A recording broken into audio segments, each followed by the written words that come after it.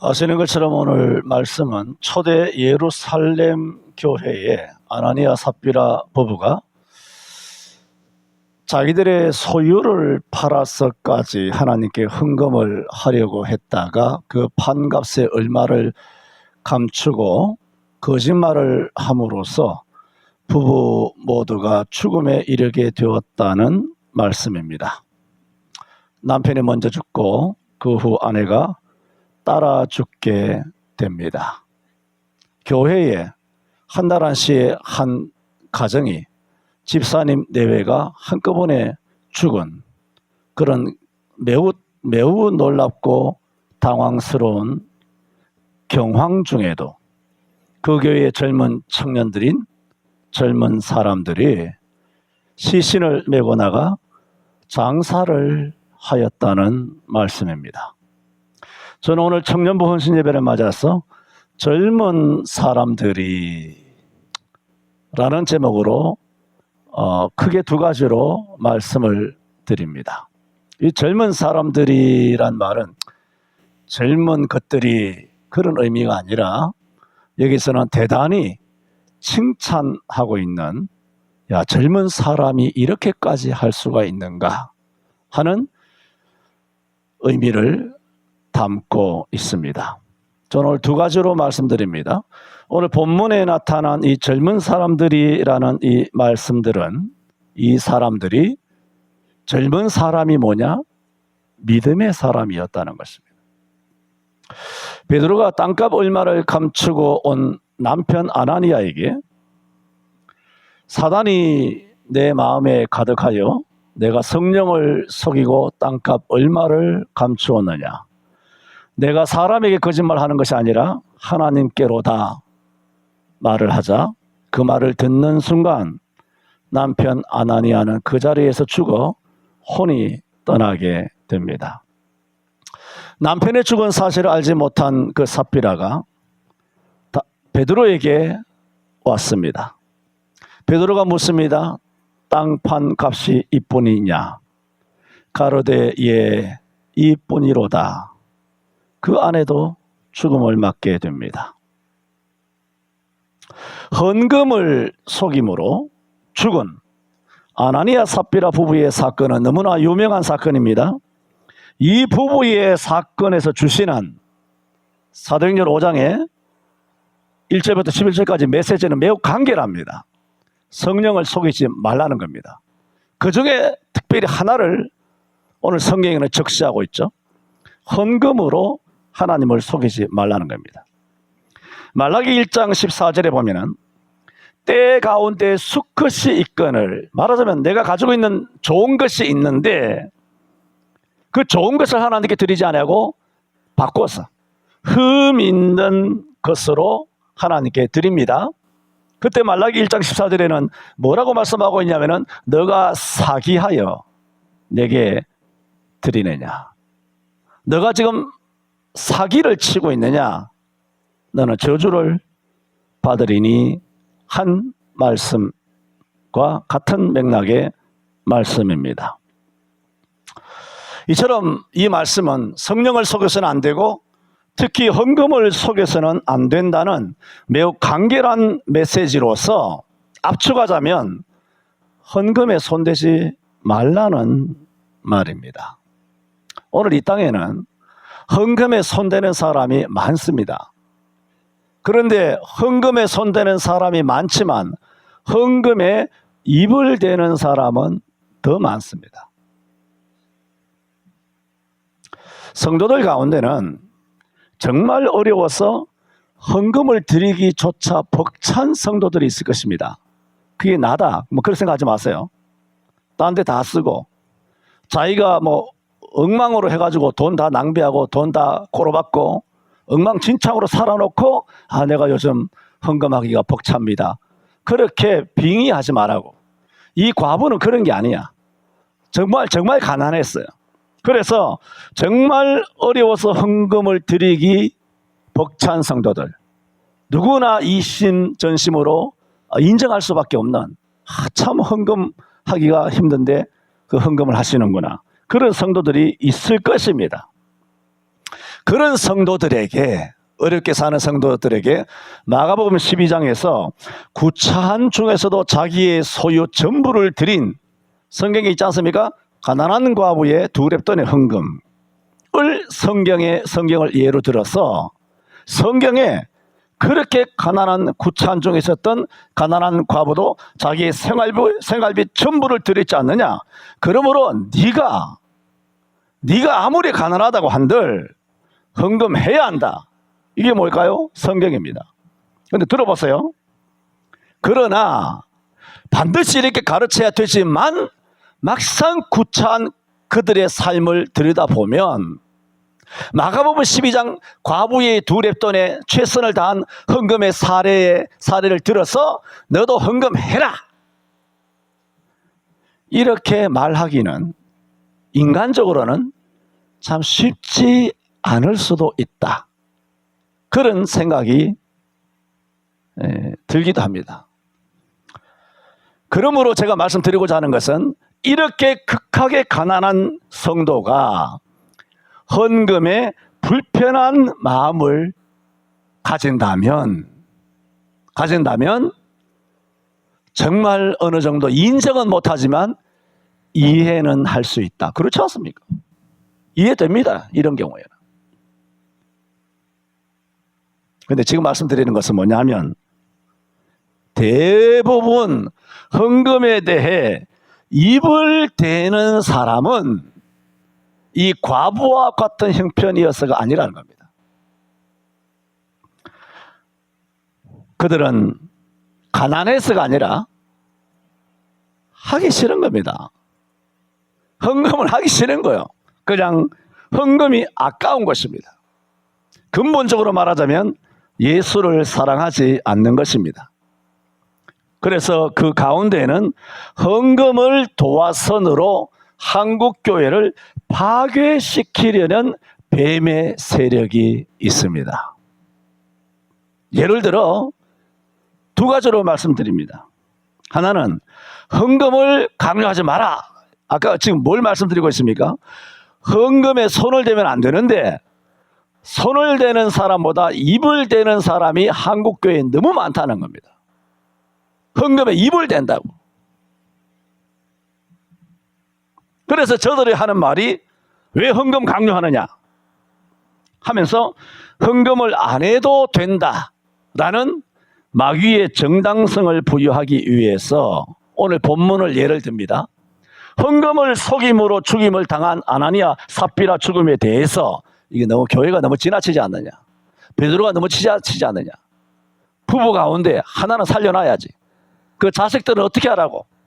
이것은 너무나 부당한 죽음이다, 얼마나 억울한 죽음이냐 하라고 하는 사실을 부각시킴으로 성도들로 하여금 일제히 헌금에 대하여 불평한 마음을 가짐으로 헌금을 하지 않는 일에 저항하도록 부추기는 세력이 있습니다. 그게 뭡니까? 헌금에 입을 대는 사람입니다. 헌금 강요하지 마라.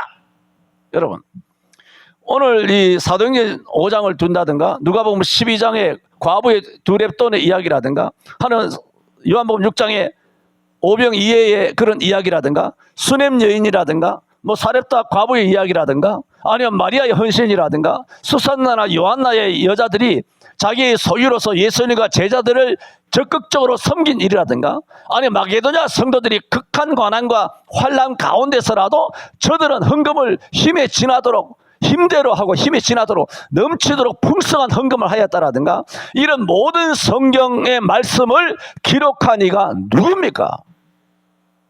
당회에서 결정했습니까? 목사 니들이 결정한 거야?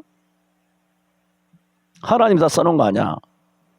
그 하나님의 말씀대로 여러분 헌금을 이렇게 해야 됩니다, 11조를 이렇게 합니다 하는 것이 강요입니까? 강조입니까? 하나님의 말씀, 하나님이 말씀하시는데 그걸 강조라고? 하나님의 말씀인데 그걸 강조를 강요라고 하는 그 의미 하나를 비틀어 가지고 헌금에 입을 대서 헌금에 대하여 불평 불평스러운 마음을 불러일으킴으로써 일제히 헌금에 반항하는 반항 심리를 심어주는 뱀 새끼들이 교회 안팎에 포진해 있습니다. 한둘이 아닙니다.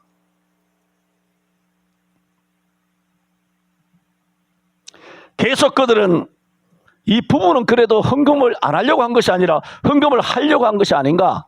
더군다나 1절에 보면은 그들이 소유를 팔아라고 했으니까 뭔가를 팔아서 집을 팔았든지 논을 팔았든지 팔아서까지라도 현찰을 준비해서 하나님께 헌금하려고 했지 않느냐. 단지 잠시 견물생심이라 팔고 나니 현찰이 보이니까 현혹이 되어서 작정한 헌금에서 얼마를 감추었다고 해서 죽기까지 하는 것은 너무 지나치지 않는가라는 논조를 전개합니다. 여러분, 이런 논조를 들으면 고기가 끄떡끄떡거려지지 않습니까? 여러분은 졸음이 와서 고기가 끄떡끄떡거려야 되겠지만 저는 논리를 봤을 때는 이것은 충분히 이 논리가 먹힐 수가 있다. 이거 베드로가 위험하다. 교회가 이러다가 위험해지겠다. 뭐 그런 생각이 들죠. 이런 것들이 교회 안에 안팎에 수두룩하죠. 그러면 그냥 순진한 성도들은 그래, 그 말이 맞다. 듣고 보니 그 말이 맞네. 베드로가 너무 지나치게 했네. 헌금은 지나친 거야. 이런 마음을 현대 성도들의 마음에 들게 함으로써 마귀는 소기의 목적을 달성하게 되었습니다. 이것이 21세기 대한민국 한국교회의 헌금에 대한 하나님을 속이는 것, 하나님의 교회에서 사기치는 거. 제가 전에도 여러 번 말씀드렸지 않습니까? 금년 들어서도. 오늘 한국 교인들은 뭐냐? 하나님 앞에서 사기를 치고 있다 그랬습니다. 성도들 1000만 명이 하나님 앞에 다 사기친다. 말라기 1장 14절에 있는 말입니다. 다 사기를 벌이고 있다. 그렇습니다. 사람은 이런 합리적인 논조를 들어보면 이런 선동에 쉽게 넘어갈 수가 있습니다. 이 부부는 예배하다가 죽었습니다. 헌금 드리다가 죽었습니다. 얼마를 감추었지만 전혀 드리지 않은 것도 아니고 반 정도는 드린 것 같았는데 이 정도 되면 누구나 이해하고 넘어가야 할 법한데 꼭 사람을 죽음에 이르게 해야 했느냐. 너무 심한 것이 아니냐. 자, 들어보세요. 이 첫 번째 뭐 말씀드린다 그랬습니까? 오늘 본문의 젊은 사람들을 6절에 젊은 사람들이 일어나 시신을 싸서 메고 나가 장사하니라.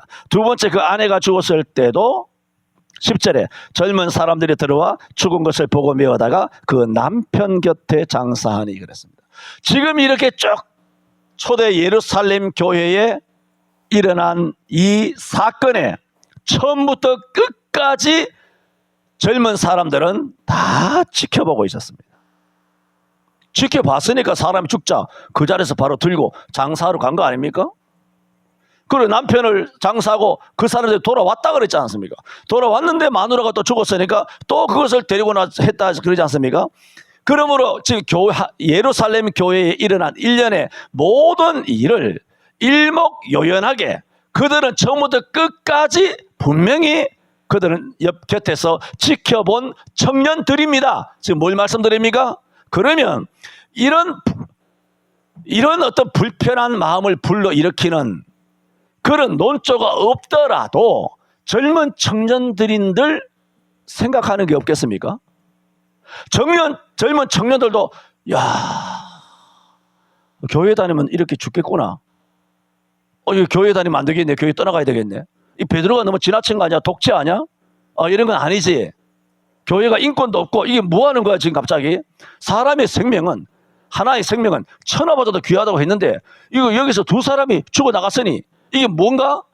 그리고 여러분 생각해 보세요. 이 초대 예루살렘 교회 아나니아 삽비라가 전 재산이 아니라 자기 소유를 팔아서 일정 부분을 감추긴 했지만 소유를 팔아서까지 헌금을 하려고 했다는 것은 뭡니까? 베드로가 말씀을 외칠 때 3,000명, 5,000명이 성령 충만 받고 회개하고 주께 돌아와서 그들이 초대 예루살렘 교회를 이룬 거 아닙니까? 그러므로 이들은 실상은 뭡니까? 초대 예루살렘 교회에서 성령 충만을 3,000명, 5,000명이 성령 충만을 받았을 때 그 3,000명, 5,000명 중에 포함되는 부부였다. 충분히 그렇게 우리가 짐작할 수 있습니다. 그러므로 우리는 전에도 말씀드린 것처럼 성령 충만 받은 예루살렘 교회도 시험이 온다, 위기가 왔다는 것처럼 성령 충만 받은 아나니아 삽비라 부부도 물질 문제가 개입되니까 마귀에게 시험을 받아서 하나님을 속이는 사기극을 벌임으로 죽음을 당하게 되었다. 그래서 성령 충만 받았다고 다가 아니다.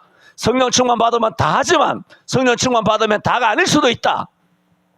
그런 우리의 말씀들을, 이 교훈을 통하, 이 말씀을 통하여 받을 수가 있는데, 이런 젊은 청년들도 뭡니까? 다 성령 충만 받은 3,000명, 5,000명 중에 포함된 젊은 청년들일 수 있단 말입니다. 그러므로 이 모든 것을 경험하고 목격한 젊은 청년들인들 그 마음속에 이런저런 생각이 들 수 있지 않았겠느냐는 겁니다. 누가 꼭 선동해서가 아니라 누가 봐도 이건 좀 부당하다, 이건 좀 과하다. 야, 교회에서 사람 죽어나갔다는 소식이 들리면 생각해 보세요. 야, 이웃 사람들이 뭐라 그럴까? 우리 교회가 현장 예배하면 이웃 사람들이 뭐라 그럴까? 세상 사람들 얼마나 지탄할까? 우리가 세상의 소금과 빛이 되어야 되는데 교회가 이렇게 비인권적으로 살아서 되겠느냐? 이런 생각이 누구의 부추김이 없어도 젊은 청년들도 얼마든지 이런저런 생각을 할 수 있었다는 말입니다. 그런데 이 청년들은 안 그랬다는 겁니다. 이게 뭐냐는 겁니다. 매우 이것은 놀라운 일입니다. 이 청년들은 믿음의 사람이었기 때문입니다. 정말 그러므로 이 본문을 통하여 우리에게 보여주는 건 뭐냐 하면은, 정말 믿음의 사람이란 무엇인가 하는 겁니다. 그것은 절대로 환경이나 사건이나 또는 사람에 의해서 휘둘리지 않는다는 겁니다.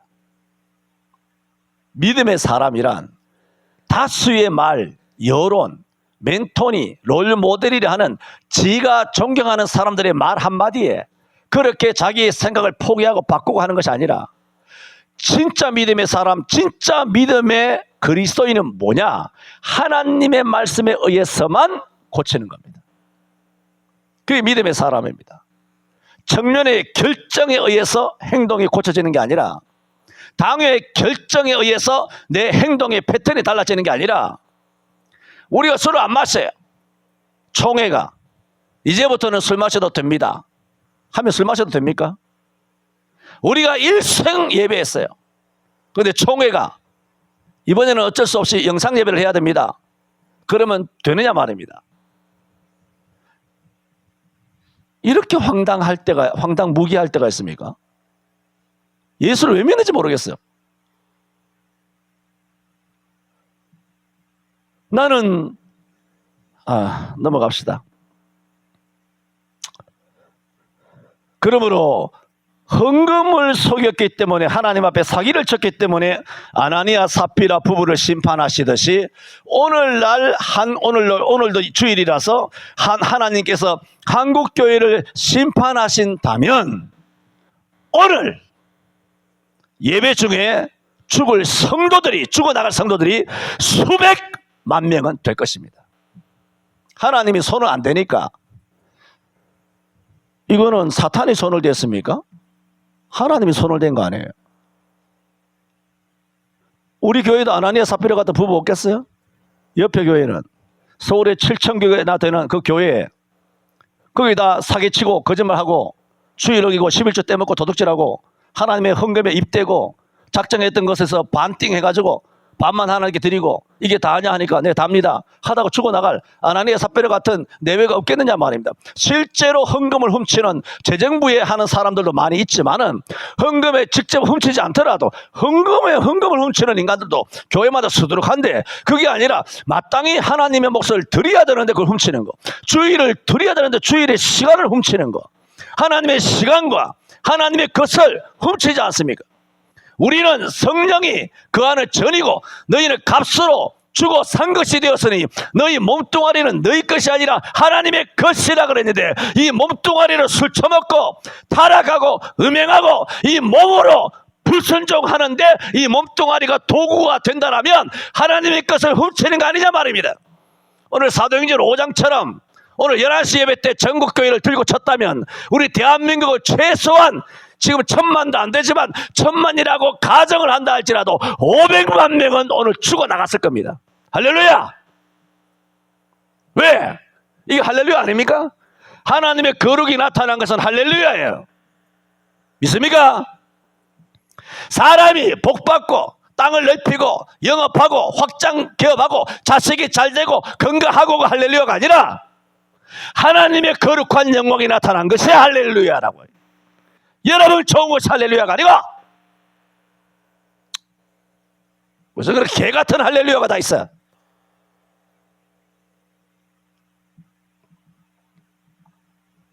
그러므로 오늘 한국교회 안에는 예배하면서도 하나님을 속이는 성도들과 믿음을 가지고 예배하는 젊은이들로 나누어져 있습니다.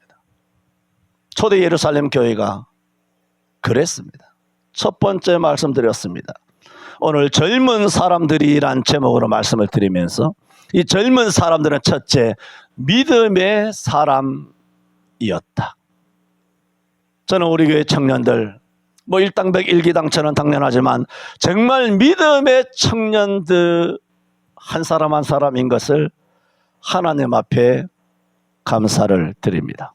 우리 청년의 오늘 헌신 예배이기 때문에 청년들 듣기 좋으라고 그렇게 말하는 거 아닙니다. 우리 청년들은 한 사람 한 사람 다 어떤 내유, 외강, 은중동 움직이지 않는 것 같지만은 정중동처럼 움직이지 않는 것 같지만은 우리 청년들은 한 사람 한 사람 다 대단합니다. 두 번째로 오늘 본문 초대 예루살렘 교회의 젊은이들은 섬김의 사람들이었습니다. 교회는 여러 가지 방향에서 하나님을 섬깁니다. 그 중에서 필수적으로 뒤따르는 것이 헌신입니다. 헌신. 여러분, 헌금은 어떨 때 헌금이 되는 줄 아세요? 헌신할 때 헌금이 되는 겁니다. 그 헌금을 누가 갖고 옵니까? 귀신이 갖고 옵니까? 온라인으로 하면 안 됩니다. 헌금은 창세기 3장에 말씀하신 것처럼, 창세기 2장인가요? 거기서 말씀하신 것처럼 하나님께서 아벨과 그 제물은 받으시고 가인과 그 제물은 연락지 아니하신지라. 하나님은 제물을 받는 것이 아니라 제물을 갖고 오는 아벨을 받으신다는 거예요. 어따 대고 이것이 온라인으로 찍하고 이렇게 헌금을 그따위로 보내. 그게 하나하나 수십 년 전부터 30년도 넘었어요. 성도들이 10,000명씩 몇천 명씩 되니까 재정부에서 이거 하기도 곤란하고 3시간 4시간 재정부원은 10명 20명씩 모여가지고 그거 계산하는 것이 너무 힘드니까 좀 편해보자고 주보에다가 교회 계좌번호 몇 개 적어놓고 기업은행, 상업은행, 외환은행, 한국은행 그래서 이렇게 하면 됩니다라고 띡 하고 보내고 그러면 왔습니다. 헌금 얼마 왔습니다. 또 답장도 보내주고 말이죠. 이 짓을 인본주의로 한 거예요. 헌금. 그러니까 이 목사들이 헌금이 도대체 뭔지를 돈만 오면 헌금입니까? 이 종갓날 새끼들이 다 있나 이거. 네가 와야 돼 임마. 네가 갖고 와야 돼. 네가 직접 갖고 와. 직접 손으로 넣으라고. 하나하나 다 인본주의로 그야말로 편리하게 세속주의로 돼가지고 무슨 IT가 어떻고 어떻게 요즘 온라인 어떻고 그것이 대단하게 그렇게 현대적으로 앞서 나가는 교회가 되는 것처럼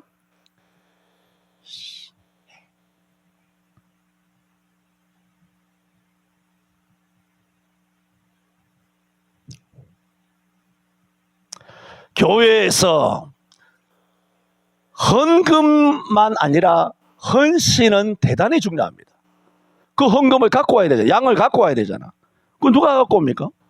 자기 몸이 양을 끌고 오는 거예요. 그게 헌신이야. 헌신이 있을 때 헌금하는 거예요.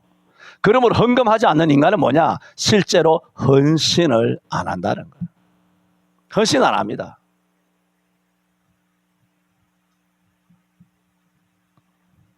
교회에서 몸으로 하는 헌신 중에 가장 힘든 일이 있다라면 요즘은 뭐 조금 뭐 격세지감이 있습니다만은 장례를 치르는 일입니다. 목회자도 마찬가지입니다. 여전히 지금도 목회자에게 가장 힘든 일이 뭐냐면은 장례입니다. 그래서 요즘 뭐 교회 좀 규모 있다 그러면 담임 목사는 장례 뭐 담당 뭐 부목사 이렇게 세워가지고 뭐 장의위원회 위원장 보내고 뭐 담임 목사 바쁘니까 바쁘다는 핑계로 장례를 안 갑니다. 뭐 그럴 수도 있겠죠. 이 집에는 갔는데 이 집은 안 갔다. 뭐 말하기 곤란한 거예요. 그럴 수는 있으나 지금 말씀드리는 것은 이것저것 비판하고자 하는 것이 아니라 가장 힘든 게 뭐냐? 새벽 기도보다 더 힘든 게 뭐냐? 이 장례를 집례하는 거예요. 그냥 가가지고 뭐 입관 예배 해주고 뭐 발인 예배 띡 하고 뭐 보내버리고 말이죠. 요즘 발인 예배 하면 제일 먼저 어디 갑니까? 요즘 뭐 다 90% 화장하니까 화장터에 가지 않습니까? 화장터에 가면 한두 시간 만에 됩니까? 그 반나절이에요. 4시간, 5시간 기다려야 돼. 화장터에서 주구장창 아무것도 하는 것도 없이 하늘만 쳐다보고 그냥 뭐 카톡이나 하면서 뭐 장례 4시간, 5시간 기다린다고. 기다린 다음에 그걸 뭐 또 해가지고 그 다음에 또 진짜 이제 선녀 같은 데로 그렇게 모시지 않습니까? 지금도 힘들어요. 그렇게 가서 하루 종일. 그것도 뭐 서울 인근 경기입니까? 아니면 경상도, 전라도, 강원도 꼴짝에 가면 이게 하루 종일. 발인은 아침에 05:30 30분부터 06:30부터 대학병원에서 출발해가지고 차 막히기 전에 자기 차가 출발해가지고 전라도 끝으로 경상도로 강원도로 가보세요. 이거 하루 종일이에요 이게. 이게 사람 참 파김치로 만드는거든요. 그런데 이게 뭐냐? 오늘날도 힘들지만 옛날과는 비교가 안 돼요. 이거 그대로 다 목사가 이 끝까지 장례까지 장지까지 가서 운구해가지고 하관까지 하고 거기서 점심을 먹든 저녁을 먹든 먹고 4시간 차 타고 올라오는 것이 힘든 여정이죠. 그건 관광이 아니잖아요. 여행이 아니거든 그게. 그 힘든 일이에요. 이런 것이 힘들지만 옛날에는 이거보다 더 힘들었어요. 왜? 지금은 사람이 죽으면 다 병원에서 다 해주잖아. 뭐 합니까? 첫째, 냉동실에 들어갑니다. 두 번째, 입관하기 전에 염을 다 해주고 다 씻고 염습이라고 그러죠. 다 이렇게 다 묶어서 다 해줍니다. 옛날에는 80년대 정도만 해도 교회에서 누가 초상이 나게 되면 의뢰이 그 당시에 큰 교회가 별로 없었잖아요. 다 담임 목사님이 가서 염을 다 합니다. 구멍마다 다 솜으로 막 끄고 몸 다 씻고 말이죠. 다 내이 갈아입히고 말이죠. 머리 빗기고 뭐 이렇게 해가지고 화장시키고 화장까지는 안 하지만 이렇게 옷을 다 갈아입히고 그렇게 깔끔하게 그 목사님들이 다 예물 해요. 그래서 그 당시에는 어떤 교회 가니까 그 장례를 지나면 예수 안 믿는 사람도 있고 이웃 사람도 있지 않습니까? 그래 와서 그 교회 담임 목사님의 염을 정말 정성껏 하는 것을 보고 감동을 해서 예수 믿는 경우가 많았어요. 그래 그렇죠? 1980년대 정도에는 우리가 교회학이라든가 이런 것을 배울 때 그 당시 교수라고 하는 아니면 뭐 우리 뭐 부모님 세대의 목사님들이 어떤 말씀들을 했냐 하면은 장례를 해서 정말 잘하면 그것 때문에 교회에 부흥한다. 너희들 염습을 잘 배워라. 하면서 우리가 어렸을 때 20대 초반 초중반 때 그렇게 가르치는 목사님들도 계셨어요. 그때는 담임 목사님들이 다 그걸 했어요. 그래서 실제로 거기에 자기 엄마, 조카, 자기 시누이, 자기 아버지, 숙부, 이모, 고모 이런 걸 너무나 잘해주니까 거기에 너무 감동받아서 세상에는 그렇게 안 해주거든요. 그렇게 깨끗하게 안 해줘요. 그렇게 정성껏 하는 것 때문에 감동받아서 예수 믿고 교회로 돌아오는 사람, 이런 사람들이 정말 적지 않았다랬어요. 그런 시대, 힘든 시대, 요즘 병원에서 다 하니까 장례사라고 따로 있잖아. 병원에서 다 하니까. 그래서 그 당시에는 어떻게 하느냐? 그렇게 목사님이 해도 오늘 제목이 뭐예요? 젊은 사람들이에요. 젊은 사람들. 하여튼 오후에는 여러분 힘들죠, 그죠? 앉아 계시기가 눈을 부릅뜨기가 굉장히 힘드신 줄 알고 있습니다. 다 알고 있으니까 그렇다고 뭐 자랑할 수도 없고 하여튼 뭐 믿음으로 이겨내시기를 바랍니다. 그렇게 담임 목사님이 다 해도 오늘 제목이 뭐예요? 젊은 사람들이 2번이나 이렇게 그날 하루에 2번이나 장지까지 갔다 온 거예요. 하루에.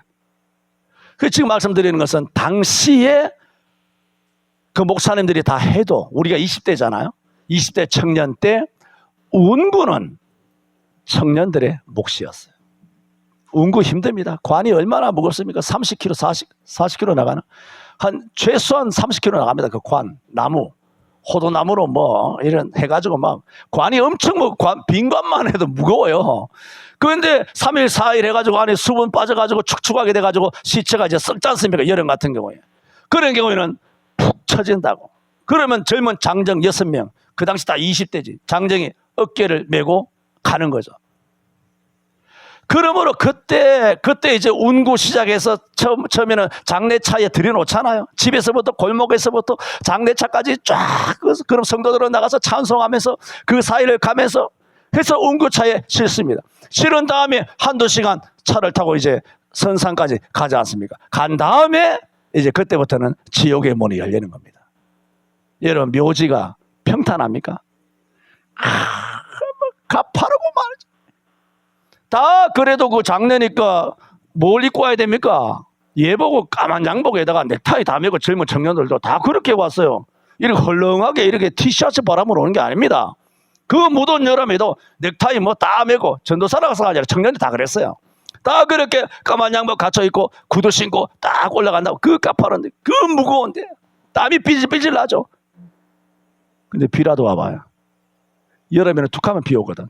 딱 날이 딱 그 날이야. 그러면 올라가다 미끄러지고 말이죠. 구두나 밑에 뭐 양복 바지 뭐 무릎까지 위에까지 뭐 흙탕물이 튀어가지고 뭐 구두에도 진흙탕물이 들어오고 막 짬뽕이 돼가지고.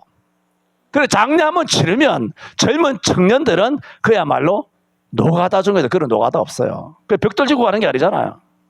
혼자 치고 가는 것이는 시멘트 20kg, 혼자 뭐 40kg 치고는 올라갈 수 있어요. 근데 6명이 조맞춰서 같이 움직인다는 것은 굉장히 힘든 일이거든요.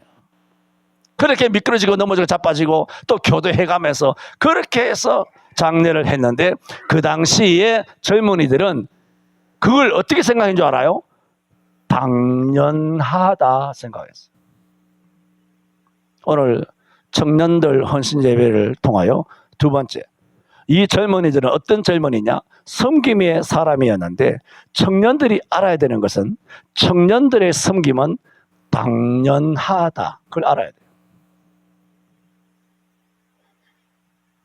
그런데 제가 말씀드리는 것은 여기가 아닙니다. 그렇게 청년들의 섬김이 오늘 성경이나 우리나 당연한 것은 사실입니다. 그러나 우리가 청년 때 그래 우리의 섬김은 당연해. 청년들 스스로 당연하다라고 믿음으로 가지고 섬김의 삶을 살아가는 것과 청년들을 향하여 너희들 섬기는 건 당연한 거야. 내가 스스로 당연하다고 하는 것과 나이 든 어른들이 너희들의 섬김은 당연하다 하는 것과는 완전히 결이 다른 내용이에요. 지금 말씀드리는 것은 후자를 말씀드립니다. 이런 후자에서 청년들로 하여금 시험 들게 한다든가 혹은 마음을 상하게 한다든가 그렇게 하는 소위 자칭 몸무게 무거운 교회 중직자들 입조심해라. 이런 인간들이 교회마다 수두룩하다. 내가 한국교회 모르는 줄 알아? 이런 인간이 수두룩해. 청년들이 요즘 힘들잖아요. 청년들이 요즘 많이 힘들어요. 뭐 알바도 2개씩 3개씩 뜨고 뭐 다 그렇게 된 스토리 뭐 다 알고 그 이야기 하고 싶지도 않고 그렇게 요즘 뭐 그래 다 내몰리고 힘들게 그렇게 살아가고 있는데 그래서 주일날 교회 올 시간 없을 정도로 그래 바쁘게 애들이 움직인다고. 그래 주일학교 해야 되지 뭐 찬양대 해야 되지 뭐 해야 되지 뭐 청년부 해야 되지 뭐 해야 되지 교회 뭐 일만 있으면 청년들이 해야 되고 뭐 그러다가 청년들이 그러다가 이제 멘붕이 오죠. 좀 공황장애가 온다든가 멘탈이 나간다든가 너무 힘들어가지고 힘이 쭉 빠질 수 있지 않습니까? 그거 믿음 없는 거죠. 믿음이 있다는 얘기는 아니에요. 그러나 그렇게 열심히 하다가도 고무풍선에 바람이 쭉 빠져나가듯이 몸이 해삼처럼 축 늘어질 때가 있단 말입니다. 그래서 부장집사님, 전도사님, 장로님, 요거 제가 좀 쉬고 싶어요. 그러면 젊은 청년들을 두들겨 패는 거예요. 지금 야, 청년 때 벌써 그래가지고 어떡하냐? 우리 때는 이렇게 한다. 우리 때는이라고 말하는 것이 잘못이라는 것이 아니라 그 힘들어하는 청년들을 안아주지 못하고, 공감해주지 못하고, 격려해주지 못하고, 그러냐? 힘들어? 쉬고 싶어? 너희들 너무 이번에 많이 바빴지. 나가서 알바도 해야 되고, 뭐 어떻게 시험 준비하고, 뭐 자격증도 따야 되고, 굉장히 힘들지. 요즘 뭐 새벽 잠도 못 자지. 힘들만해. 그래 너니까 그만큼 버텼지. 뭐 이렇게 하면서 아니면 나가서 뭐 국밥이라도 먹자. 뭐 이번 주 시간 되면 같이 한번 차라도 마시자. 아니면 뭐 카톡을 통해서 스벅 같은 거 티켓 하나, 커피 먹으라고 공짜 티켓 하나 딱 날려주다든가. 조집사는 그렇지? 목사님한테 그런 거 받아본 적이 있나? 없잖아. 혼자 나가서 다 처먹고 돌아다니잖아. 아유, 그렇게 그거 힘들지? 그러면 너 가서 커피라도 한 잔 마셔. 내일 출근하거든. 그래서 무료 티켓 같은 거 한 2장 날려봐야 뭐 한 12,000원 되나? 한 뭐 10,000원 되나? 그래 날려준다든가. 그렇게 서로 격려하며 철이 날카롭게 하는 것처럼 친구는 그 친구의 얼굴을 빛나게 하느니라 하는 그런 말씀처럼 서로 격려하여 시너지 효과가 일어나야지. 젊은 것이 벌써부터 야 진짜 그러면 안 돼 임마. 젊어서 벌써 그렇게 하면서 애들 가슴에 대못을 박는 소위 아가리로만 터는 자칭 중직자라고 하는 교회 안의 범죄자들이 교회마다 수두룩합니다. 그중에 교역자들, 부목사들, 담임 목사들 마인드가 그 따위로 처박힌 것이 많다는 거예요. 훌륭한 목사가 없다는 것이 아닙니다. 훌륭한 교회의 장로 권사 없다는 얘기가 아닙니다. 지금 이런 짓거리하는 사람이 있다는 겁니다. 청년들 스스로 당연하다는 것과 네가 하는 젊을 때의 섬김은 당연해. 이건 말이 아니지. 이게 말이야 방구야.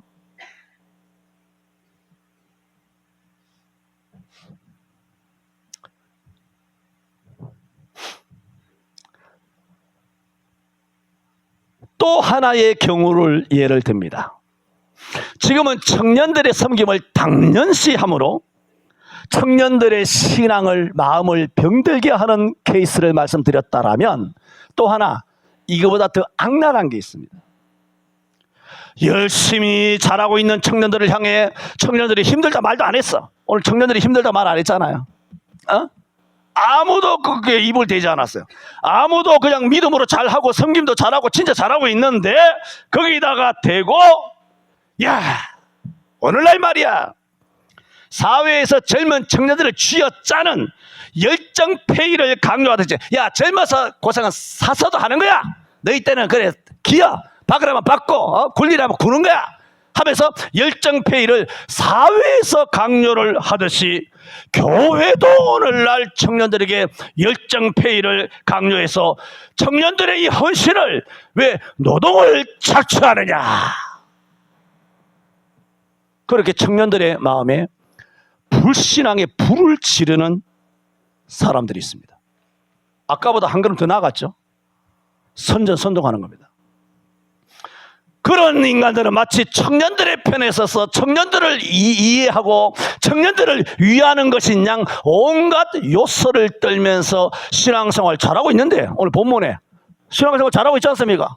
아무도 그들을 향하여 열정페인이 어떠니 하면서 그 분노의 불을 그렇게 지르지 않았는데 이렇게 본문의 젊은 청년들처럼 신앙생활 잘하는 청년들로 하여금 시험 들게 하는 뱀 같은 목사들이 이놈들을 도대체 어떻게 해야 되겠어? 예? 수두룩하다는 거야. 그러면 청년들로부터 인정받을까 봐. 야, 인기 있다. 다른 목사님은 자꾸 굴리는데 이 목사님 우리를 이해해 주네. 나는 여러분이 이해받는 목사 되고 싶지 않아요. 여러분 이해 안 필요 없거든. 아무 필요 없어. 여러분 인정도 필요 없고. 그런 사람들은 그렇게 취하는 입장이 젊은이들에게 인기 있어 보일 것이라고 하는 욕심에서 말이겠지만은 자신의 오늘 본문에 자신의 섬김을 당연시하는 청년들조차도 이런 부추김을 들으면 그런 마음이 없다가도 왠지 부당한 대우를 받는 것 같은 느낌을 가지는 거예요. 와, 이런 것들이 뱀 같은 것들이 교회 안에 얼마나 많은지 하면 그런 거 나한테 걸리면 죽는다 그랬죠. 다행히 우리 교회는 아무도 없어서 참 감사합니다. 내가 힘을 안 빼게 돼서 얼마나 감사한지 모릅니다. 여러분에 대해서 말할 게 참 많이 있어요. 여러분들끼리 말하는 거 들어보면. 한 가지 예를 들어볼까? 넘어갑시다. 그래서 우리 그 아무개 목사님 말씀을 들어보니 우리 청년들이 주일날 안식하고 쉬어야 되는데 너무 많은 일에 내몰린 것이 아닌가, 부당하다 하여 결국은 1년 2년 있다가 교회를 떠나게 됩니다. 쓰레기 같은 목사들이 썰에 청년들이 신앙에 병들고 타격을 받은 겁니다. 저들은 교회를 무너뜨리고 청년들의 신앙을 무너뜨리는 사단의 앞잡이 새끼들입니다.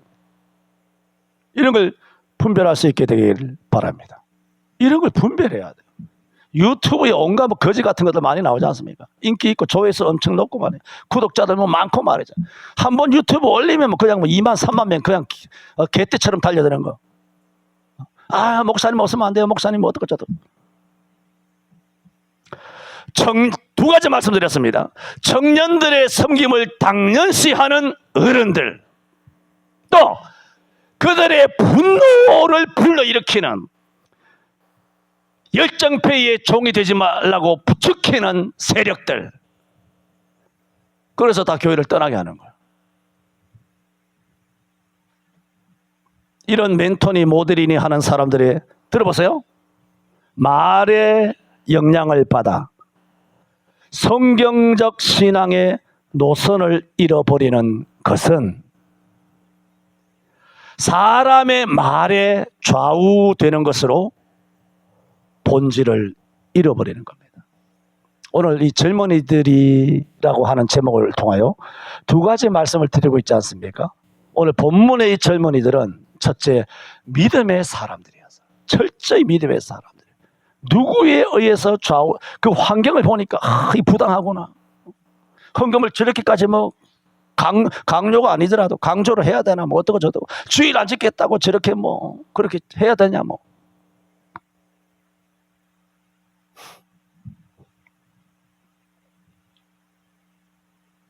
교회 안에는 알게 모르게 청년들로 하여금 신앙을 무너뜨리는 은행들이 많이 있습니다. 우리 교회가 그렇다는 건 아닙니다. 자, 그런데 주의 말씀입니다. 그러면 그렇다고 청년들이 순수하냐? 본질적인 문제로 돌아와야 돼요. 어른들이 조심해야 될 것, 청년들이 미혹당하지 말아야 될 것 말씀드렸어요. 왜? 믿음의 사람, 섬김의 사람이 되려거든 정말 말씀에 의해서만 좌우되어야 된다 말씀드렸지 않습니까? 그래야 청년들이 어디에 영향에 휩쓸려가지고 교회를 떠나지 않게 된다. 신앙이 병들지 않게 된다. 다 말씀드렸죠. 그러면 이런 게 없다 하자. 청년들을 당연시하고 청년들을 부추기고 이런 게 없다고 치고 그러면 청년들 자체를 보자. 순수한가? 믿음이 있나? 오늘 본문의 젊은이들처럼 이 정도 반타작이라도 할 수 있나? 청년들은 어떤가? 청년들이 다 믿음 있는 게 아닙니다. 지난 어린이 주일도 말씀드렸나요? 오늘날 우리 아이들은 몸뚱이만 아이예요. 그 마음은 악합니다. 여러분 그 기사를 보셨나요? 전 신문을 안 보니까 그런 기사에서 보는 것은 아니고 이제는 초등학교 어린이들이 어린이 조직을 만들어 가지고 담임 목사를 내쫓는 거예요. 할렐루야! 대통령 내쫓는데 뭐 담임 목사쯤, 여러분 그게 웃음이 나옵니까? 대통령은 한둘 내쫓은 것도 아니고, 어린이 협회를 조직해가지고 자기네 담임 목사를 함정을 파가지고 내쫓는 거죠. 뭐 녹음을 하고 뭐 어떡하고 뭐 대들었다가 뭐 험한 소리 하고 하면 뭐 사진 하나 찍어가지고 뭐 온갖 것을 해가지고 선생을 내쫓는데 협회들이 조직이 되는 거예요. 내가 말씀드렸죠. 애 새끼들이 몸뚱이만 애지만 우리 애들을 이야기하는 거 아닙니다. 지금 우리 교회 청년들 이야기하는 거 아니에요. 우리 주일학교 애들 아닙니다. 지금 세상 돌아가는 꼴을 이야기하는 겁니다. 몸뚱이는 애인데 그 안에는 아기예요. 애가 어른의 상투를 잡고 있어. 상투 위에 올라가 있어. 애 새끼들이. 마찬가지로 청년들도 순수하냐? 청년들이 겉보기에만 젊었을 뿐 그 속에서는 후패하여 썩어 문드러져서 냄새나 있는 그런 경우들도 많이 있습니다. 하지만 오늘 본문에 나타나는 젊은이들은 전혀 그러지 않았어요.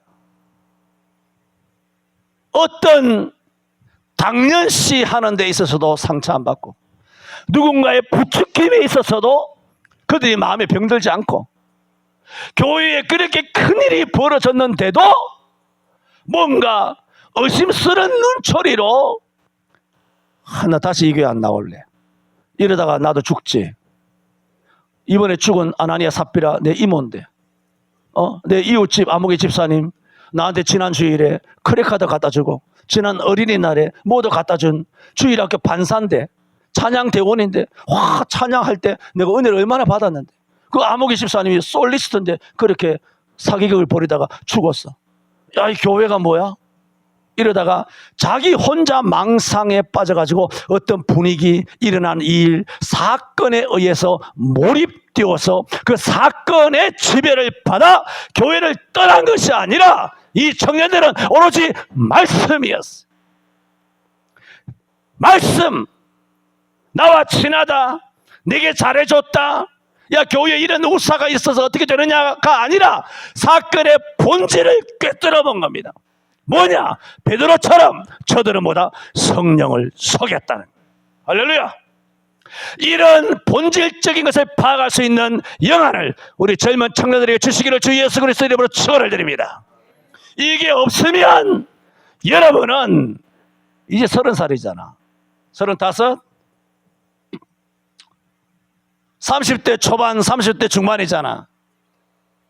아직도 살 날이 창창한데 그 수많은 세월 동안에 여러분을 수도 없이 미혹하는 온 오프라인에 수많은 사람들 만날 거 아니에요. 그 사람들이 슬쩍슬쩍 에덴 동산에서 말 한마디 찍찍 집어던지고 댓글로 한마디 그렇게 찍찍 집어던지는 그런 아주 별인 같은 그런 말 한마디 한마디에 우리는 쉽게 마음이 동할 수가 있어. 여러분 이해하라고 좀 말씀을 드립니다. 여러분, 이 박 목사는 성령의 은혜로 일생 마음이 동요된 적이 없습니다. 강장 밑에 약절이 없다고. 우리 서울 성천교회 청년들은 이 목사 못지 아니하게 일생 그 누구에서도 좌우되지 아니하고 오직 성령과 말씀을 따라 움직이는 오늘 본문의 젊은 청년들처럼 되시기를 축원합니다. 기도합니다. 주여, 우리 교회에 본문의 젊은 청년들처럼 믿음의 청년, 섬김의 청년, 오로지 그들을 움직일 수 있는 것은 목사의 지시도 아니고 오직 성령과 말씀만이 저들을 다스리고 저들을 움직일 수 있도록 귀한 청년들 주신 것을 감사합니다. 앞으로도 살아갈 날이 많은 우리 청년들 말씀과 성령으로 저들을 강력하게 붙들어 주옵소서. 이 세상의 그 어떤 세파에도 휩쓸리거나 조금의 영향도 받지 않게 하여 주옵시고 오직 주님만을 바라보게 하여 주옵소서. 우리 청년회가 부흥되게 하여 주옵소서. 우리 젊은 청년들에게 아름다운 가정을 주옵소서. 아름다운 직장을 주옵소서. 건강을 주옵소서. 영성을 주옵소서. 교회의 기둥같이 되게 하여 주시옵소서. 예수님 이름으로 기도하옵나이다. 아멘.